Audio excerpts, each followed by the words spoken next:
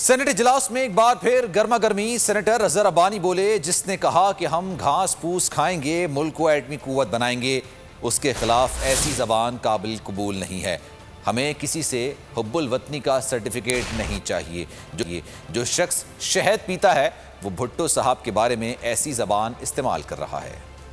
پاکستان کے ایک ایسے محسن جس نے اس ملک کو جہاں پہ وہ آج کھڑا ہے، آج اگر پاکستان اس بات پہ اترا رہا ہے کہ اس کے پاس نیوکلیئر ڈیٹرنٹ ہے، اس ڈیٹرنٹ کو شہید ذوالفقار علی بھٹو مارز وجود میں لے کے آیا۔ ہم گھاس اور دودھ پھوس کھائیں گے، لیکن ہم اپنے ایٹمی پروگرام کے اوپر سمجھوتا کرنے کے لیے تیار نہیں ہیں۔ آج آپ اس شخص کے لیے ایسے الفاظ استعمال کرتے ہیں۔ ہم یہ بات آج بھی کہتے ہیں کہ ہمیں نہ اسلام آباد سے، ہمیں نہ راولپنڈی سے